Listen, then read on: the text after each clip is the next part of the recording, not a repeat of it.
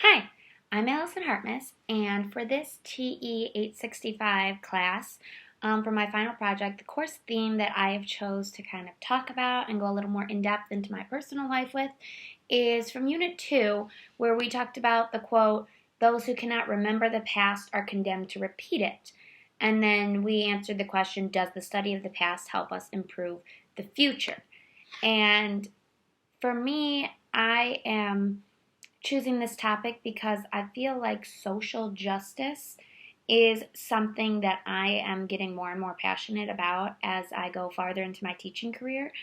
And so this topic kind of relates to that and to some of my experiences. I wanted to start off with a quote from Ron Evans' book, The Social Studies Wars, What Should We Teach the Children, that we read for this class. Now, this quote comes from page 44, and it's talking about as the development of social studies curriculum is going on in the country.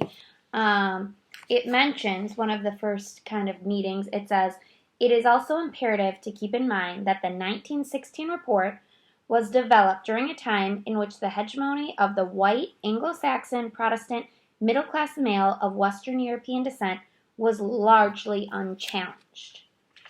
And to me, that struck me because we're thinking, oh, 1916, that type of person is largely unchallenged. But even in today's society, in 2019, there are times and places and events where that type of person is still largely unchallenged.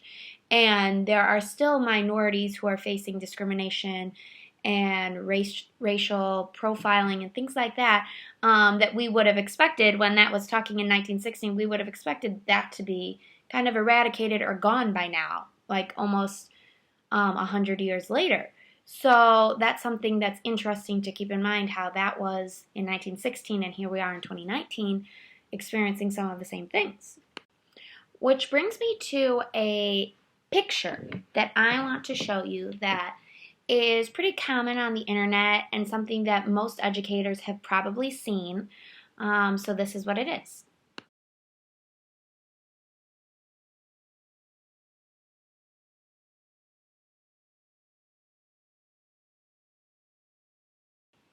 Now, this picture is talking about social justice in a way that we're saying we want all three of those people to be able to see the game.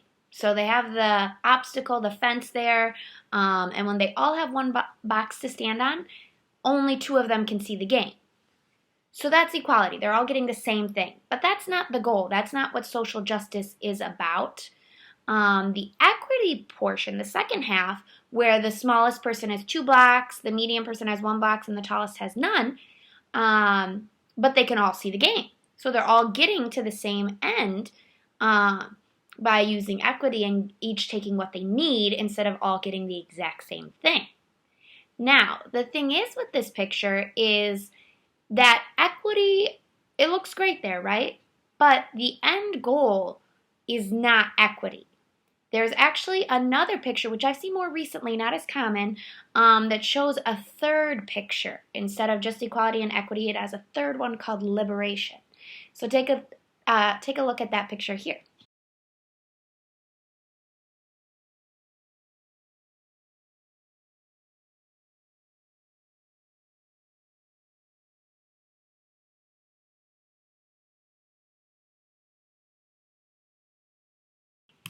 Now that third box, that last one, the liberation one that I had talked about, shows the fence is completely gone and nobody needed blocks at all in order to see the game because they were all at a starting point where they could see it already.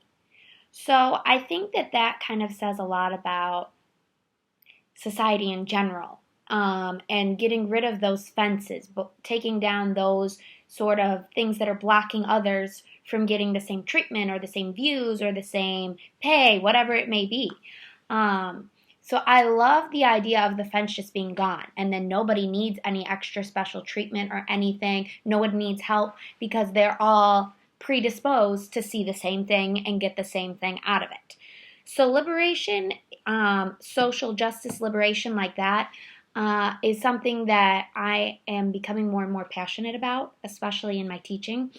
I teach at a very diverse school, And no matter where the kids come from their home life or what type of culture, whatever, I want to be able to, in my classroom, have that liberation. And no matter where they're coming from, if they come halfway through the year from Japan and they know no English, I still want to make sure that the education and the content knowledge is accessible to all and is something that I can be helping make sure that each student is successful with. Now, obviously, just saying that I'm working towards liberation and social justice sounds great and easy, but it's a lot harder in reality than just saying you're doing it. So there's a lot of different things like the setup of your classroom library and what types of books you focus or what types of books you read as a role model to them, or how you tackle social studies topics in class. I saw a few things online recently talking about how teachers buy social studies curriculum packs from Teachers Pay Teachers, and those are sometimes filled with incorrect material or things that are untrue. And just thinking about small things like that, making sure you're teaching facts, verifying what you're teaching, adding to your classroom library, all sorts of things like that, having representations in your classroom are things that can help in small steps forward. But it is, of course, a big topic, a huge undergoing, and even as one teacher with one classroom, it's a lot to do. But I think having the right mindset and thinking about it and noticing this liberation goal for the end and social justice is kind of the first step. So I'm excited that I've taken that first step and I'm moving forward, and hopefully this upcoming school year that starts in a few weeks, I'll be able to work towards that liberation goal with my students.